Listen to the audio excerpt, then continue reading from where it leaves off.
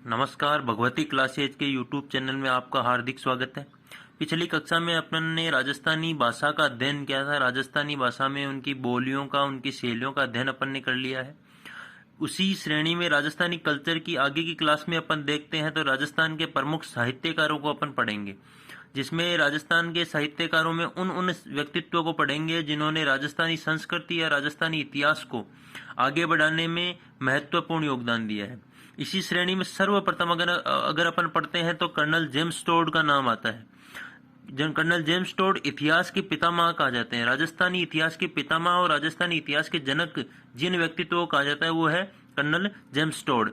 घोड़े वाले बाबा के उपनाम से भी इन्हीं को जाना जाता है। तो तीन नाम हो गए: घोड़े वाले बाबा, राजस्थान इतिहास के जनक, राजस्थान इतिहास के पितामह। ये तीनों कर्नल जेम्स टोड के उपनाम है। आगे देखते हैं, कर्नल जेम्स टोड का जन्म जो हुआ था वो 20 मार्च 1782 ईस्वी को हुआ था। कर्नल जेम्स टोड का जन्म हुआ था 20 मार्च 1782 ईस्वी को। कहाँ हुआ था? इंग्लैंड में। इंग्लैंड के इलिंगटन नामक शहर में हुआ था। कहाँ है ये? इंग्लैंड में। कब हुआ था? 20 मार्च 1782 ईस्वी को हुआ था। इनको उपनाम या इनके अन्य नाम जो अपन ने पढ़ लिए हैं, घोड़े वाले बाबा के उपनाम से, राजस्थान के इतिहास के जनक के उपनाम से, राजस्थान के इतिहास के पितामह के नाम से भी किनको जाना जाता है? कर्नल जेम्स टोड को जाना जाता है। आगे इसी श्रेणी में चलते हैं तो 1798 ईस्वी में, कब? 1798 ईस्वी में सैनिक रंगरूट के रूप में ईस्ट इंडिया कंपनी ने इनको नियुक्त किया था। किस रूप में? सैनिक रंगरूट के रूप में। इनका काम क्या था कि जो भी नक्शे बनाने का काम होता है, जो भी मानचित्रों का काम होता है, वो इनको दिया गया था। जो 1798 ईस्वी में ईस्ट इंडिया कंपनी ने इनको सैनिक रंगरूट के पद पे नियुक्त कर दिया गया था। इसी के साथ 1813 के लगभग इनको कप्तान के पद पर नियुक्त कर दिया था। 1813 के लगभग इनको कप्तान के पद पर क्या कर दिया था? नियुक्त कर दिया था। 1798-99 के लगभग इनको सैनिक रंगरूट के पद के रूप में नियुक्त किया गया था और 1813 के लगभग इनको कप्तान के पद पर स्थानांतरित या पदोन्नति दे दी गई थी। इसके बाद में 1806 के लगभग ये सर्वप्रथम कहाँ आए थे? उदयपुर में आए थे। 1806 में सर्वप्रथम ये उदयपुर में आए थे। उसके बाद में इनको 1818 या 1818 से लेकर 1822 के मध्य इनको दक्षिणी पश्चिमी राजपूताने, जिसमें मेवाड़ और हाड़ौती क्षेत्र आता है, मेवाड़ और हाड़ौती क्षेत्र, उसके रेजिमेंट के पद पर इनको नियुक्त कर दिया गया था।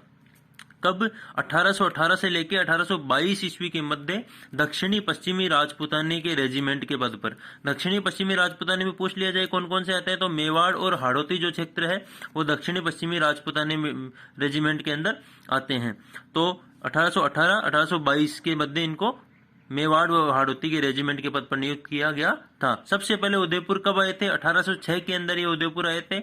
1798 में इनको सैनिक रंगरूट के रूप में पद मिला था, ईस्ट इंडिया कंपनी द्वारा दिया गया था। 1813 में वही पद इनकी क्रमोन्नति कर दी गई और 1813 में इनको कप्तान का पद दे दिया गया। राजस्थान में ये सर्वप्रथम अगर पूछा जाए तो कहाँ आए थे? राजस्थान में सर्वप्रथम आए थे भीलवाड़ा का भी एक क्षेत्र है मांडलगढ़। भीलवाड़ा के मांडलगढ़ में सर्वप्रथम कर्नल टोड आए थे राजस्थान में, जो कि मेवाड़ रियासत का एक हिस्सा माना जाता है। कहाँ का? मेवाड़ रियासत का एक हिस्सा माना जाता है। कौन सा क्षेत्र? भीलवाड़ा का मांडलगढ़ के ही जैन यति ज्ञानचंद्र थे। मांडलगढ़ के कौन थे? जैनों के जैन थे ये, जैन यति ज्ञानचंद्र ने इनकी सहायता की थी ऐतिहासिक संग्रह जुटाने में। इतिहास का संग्रह करने में आसपास के क्षेत्र में जो स्थानीय व्यक्ति होता है वही ज्यादा बता सकता है, इसलिए इन्होंने इनको गुरु के रूप में अपनाया।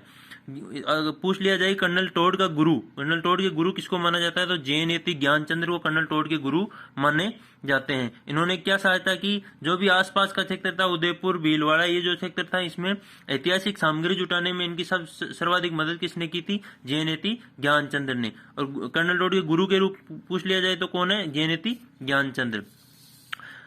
1800 आगे चलते हैं। 1818 ईस्वी में कर्नल टोड के सहयोग से ही मेवाड़ महाराणा उस टाइम के कौन थे?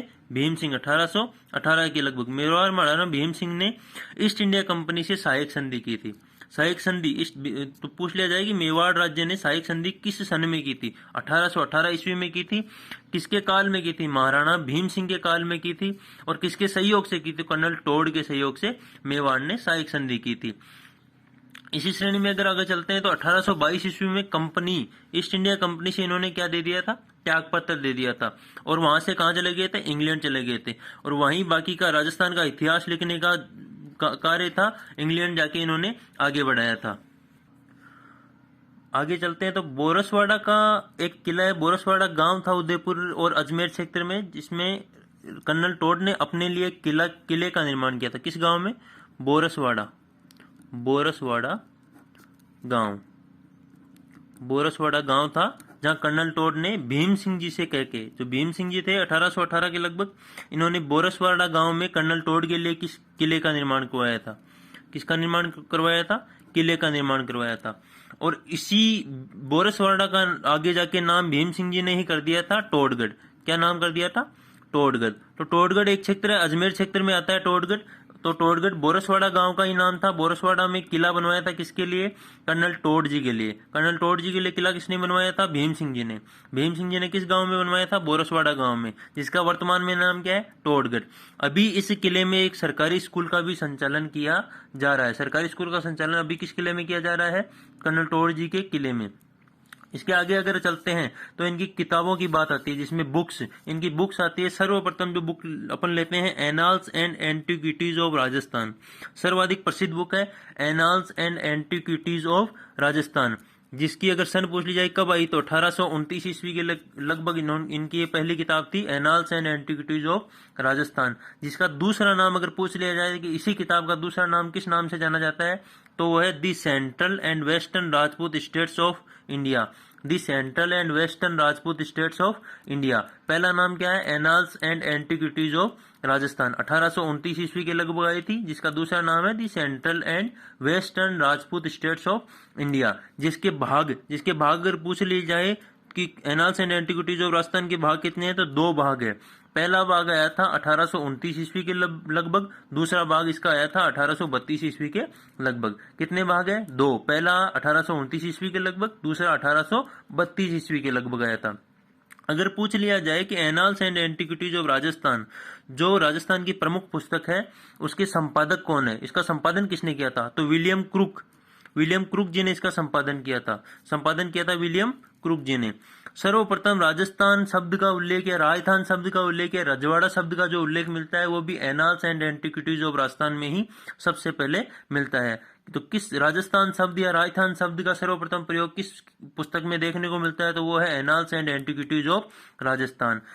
इसका सर्वप्रथम हिंदी अनुवाद, इसका annals and antiquities of Rajasthan का सर्वप्रथम हिंदी अनुवाद करने वाले इतिहासकार या प्रमुख व्यक्तित्व कौन थे, तो गौरी शंकर हीराचंद ओझा प्रथम ऐसे इतिहासकार थे जिन्होंने एनाल्स एंड एंटिक्विटीज का हिंदी अनुवाद किया था।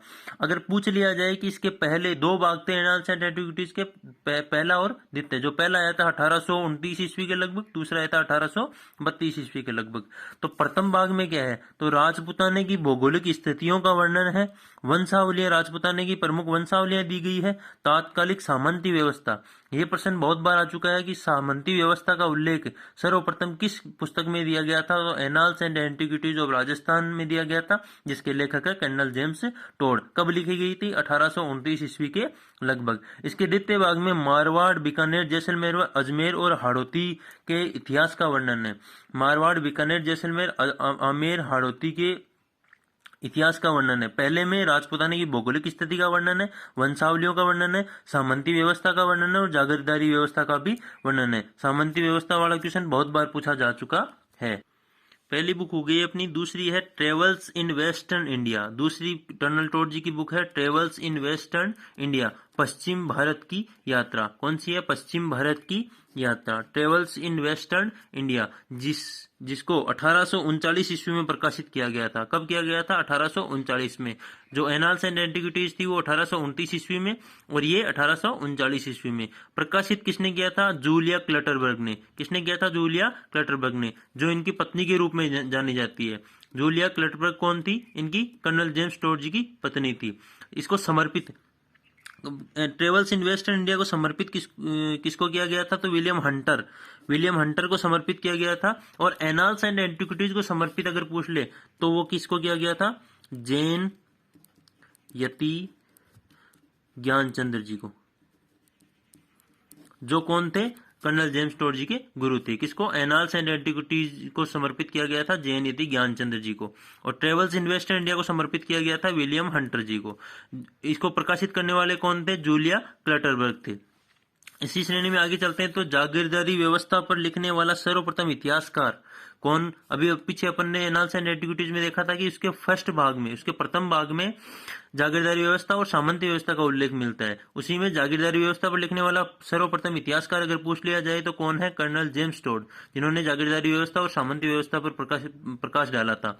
इनका एक कथन है, राजस्थान में कोई छोटा सा राज्य भी हो, इनका एक महत्वपूर्ण कथन है ये, राजस्थान में कोई छोटा सा राज्य भी ऐसा नहीं है जहां थर्मोपोली जैसी रणभूमि न हो, और शायद ही कोई ऐसा नगर मिले जहां लियोनिडास जैसा वीर पुरुष पैदा नहीं हुआ हो। तो क्या कथन है? राजस्थान में ऐसा कोई भी ऐसा राज्य नहीं है जहां थर्मोपोली जैसी रणभूमि नहीं हो, और ऐसा कोई भी नगर या ऐसा कोई भी छोटा सा भी स्थान नहीं है जहां लियोनिडास जैसा वीर पुरुष पैदा नहीं हुआ हो।